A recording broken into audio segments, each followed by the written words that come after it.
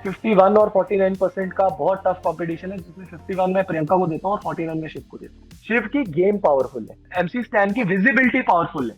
अगर वो दिल से साफ होंगे, प्रियंका से साफ दिल वाला इंसान मेरे को नहीं लगता कोई होगा, शिव को छोड़कर, ऑफ कोर्स थोड़ा बहुत तिमरित को छोड़कर भी। और अगर शालीन की बात करें, शालीन को मैं कुछ उपाय देकर आया हूँ, वो भी टॉप 3 टॉप 4 या विनर भी बन सकते हैं। इस लेकिन पूरे आप देखो, प्रियंका एक ऐसी इंडिविजुअल है जो बिना कैप्टेंसी के भी पावर रखती है शो में। कि जो अंकित गुप्ता जी हैं, वो मेरे क्लाइंट भी हैं और मेरे फ्रेंड भी हैं। बिग बॉस में काफी जबरदस्त प्रिडिक्शन करने के बाद आज हमारे साथ मौजूद हैं astrologer Saurish Sharma. Hello Saurish ji, welcome to Filmibeat. Thank you so much ji, thank you. Bigg Boss के सीजन में गए, आप घर के अंदर सभी से मिले, कैसा रहा आपका एक्सपीरियंस? देखिए, ऐसा पहली बार हुआ है कि मैं कैमरास के सामने पहली बार आ पाया हूँ। और पहली बार कहाँ पे आया, इंडिया के सबसे बड़े रियलिटी शो पर। तो मेरे लिए ये लाइफ का सबसे बड़ा इवेंट रहा है, मैं ये कहूंगा। और अंदर जाके कंटेस्टेंट से मिलना, अब आपने जो मेरा टेक देखा होगा बिग बॉस में, वो सिर्फ 20 या 22 मिनट का रहा है। जी। लेकिन अंदर मैं टोटल 2.5 से 3 घंटा स्पेंड करके आया हूँ। तो वो जो पूरा का पूरा एक्सपीरियंस था, it is a lifetime memory for me to hold. Bigg Boss से जुड़े कुछ सवाल हैं जो आपसे सब पूछना चाहते हैं, क्योंकि आपने घर में तो प्रिडिक्शन करी थी, फैंस को काफी प्रिडिक्शन बहुत पसंद आई और काफी प्रिडिक्शंस जो है वो मानने को तैयार ही नहीं है। जैसे आपने प्रियंका को लेकर प्रिडिक्शन की थी कि प्रियंकित जो है उसका फ्यूचर नहीं है, जी, फैंस इस बात को मानने से इनकार कर रहे हैं। आप इस चीज को कैसा कैसे देखते हैं? देखिए, सबसे पहले तो मैं एक खुलासा करना चाहूंगा आपके आपके माध्यम के थ्रू, कि जो अंकित गुप्ता जी हैं, वो मेरे क्लाइंट भी हैं और मेरे फ्रेंड भी हैं। Oh wow. तो एस्ट्रोलॉजी जो है ना, वो एक बहुत सीरियस सब्जेक्ट है। मैं किसी से इन्फ्लुएंस होकर अगर मैं ये कहूँ कि अंकित मेरा दोस्त है, मेरा क्लाइंट है, तो मैं उसकी बढ़ाई करके आऊँ अंदर जाकर, या मैं ये कहूँ कि बिग बॉस ने मुझे कुछ बोला है बोलने से, तो मैं वैसा बोल दूं, ऐसा नहीं होता है। मेरा काम है लोगों के बारे में, लोगों का भविष्य बताना और उनको सही रास्ते दिखाना, राइट। और जी। एस्ट्रोलॉजी, जैसे कि मैंने कहा, ये बहुत सीरियस सब्जेक्ट है और मैं इसको बहुत पैशनेटली फॉलो करता हूँ। तो मेरी प्रिडिक्शंस कभी भी किसी से इन्फ्लुएंस नहीं होती। अब ये काफी चीजें on air I. On air क्या आया कि मैं डायरेक्टली बोल रहा हूँ कि अंकित के साथ फ्यूचर नहीं है। जैसे कि मैंने आपको पहले बोला, मेरा 2.5 से 3 घंटे का अंदर वर्जन था। और ये 2.5 से 3 घंटे बातें नहीं थी, ये सारा प्रिडिक्शंस की बातें थी। तो मैंने अंकित के साथ ये भी बोला कि मैं यहाँ पर सिर्फ अंकित की बात नहीं कर रहा हूँ।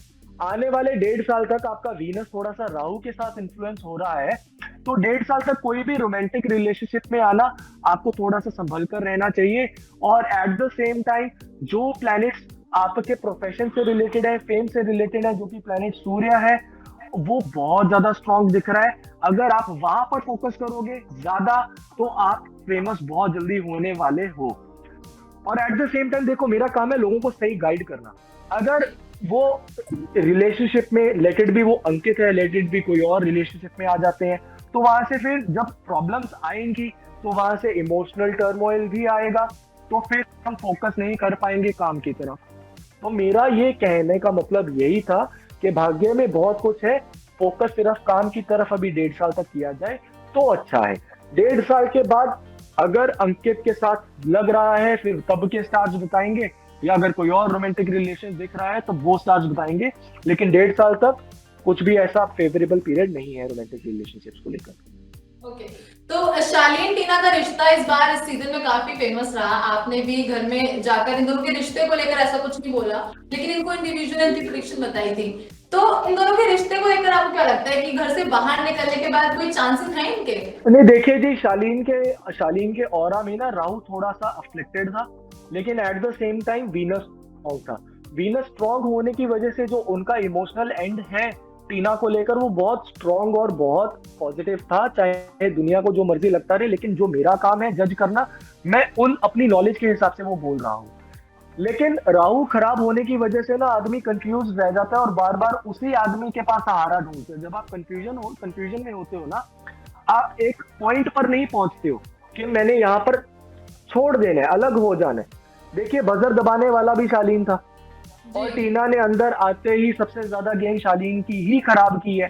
तो जी। टीना का जो शनि है वो बहुत प्रोमिनेंट है, इसलिए शनि जो है वो चालाकी होता है।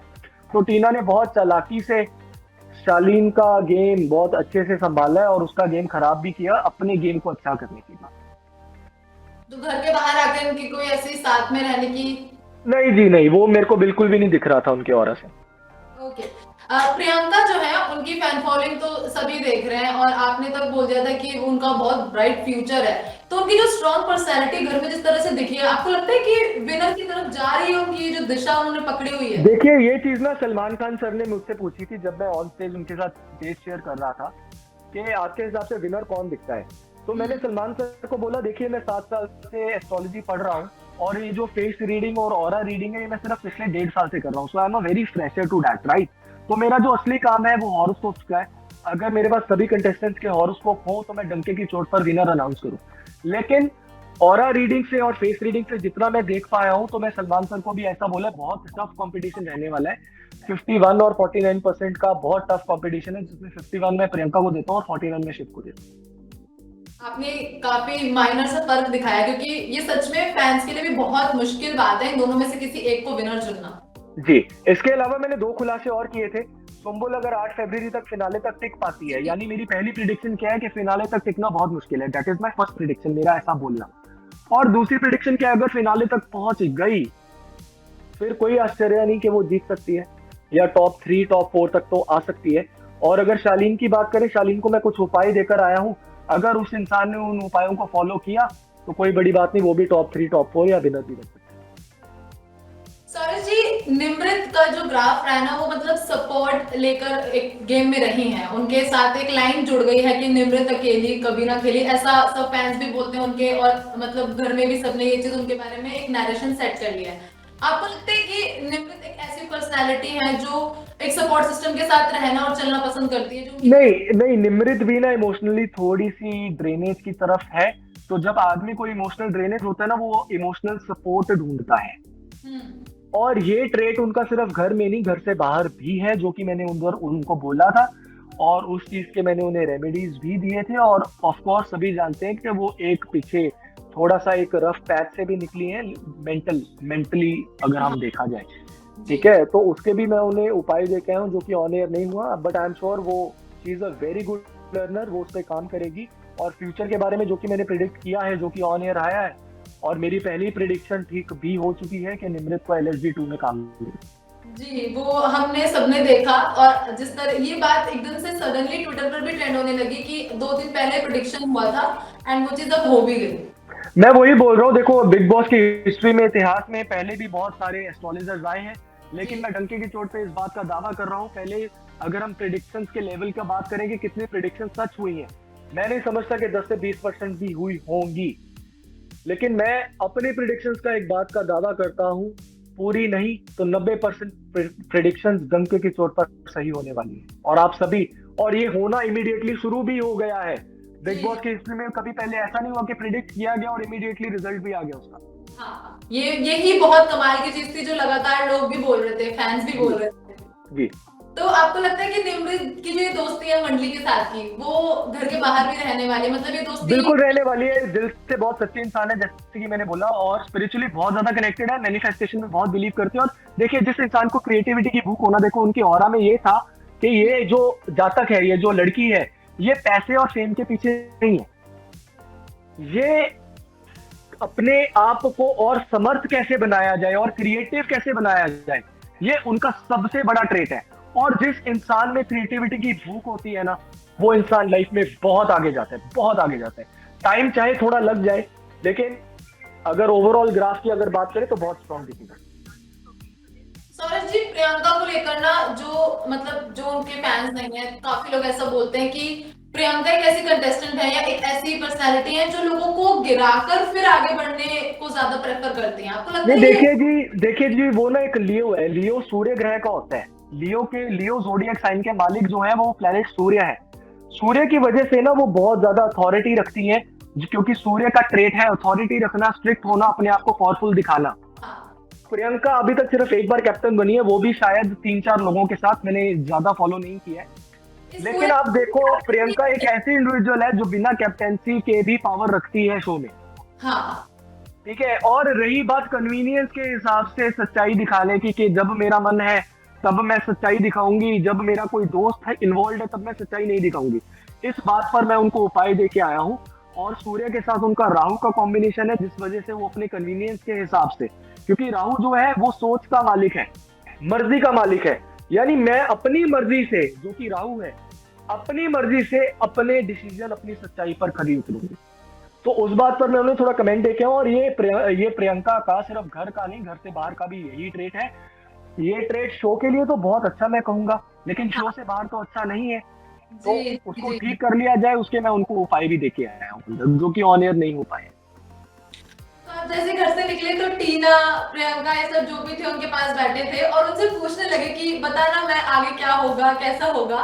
तो उन्होंने उनको एस्ट्रोलॉजर मान लिया और उन्होंने उस वक्त जो कहा वो भी कहीं ना कहीं सच होता दिख रहा है। जैसे उन्होंने प्रियंका के लिए कहा कि उनको बाहर निकलते कोई बड़ा शो या फिल्म मिलेगी, और फिर सलमान ने ये चीज बोली साजिद खान के सामने कि मैं अगर एक फिल्म करूंगा तो मैं इन फ्यूचर प्रियंका को कास्ट करना चाहूंगा। तो आपको क्या लगता है, ये बातों में कुछ है सच्चाई?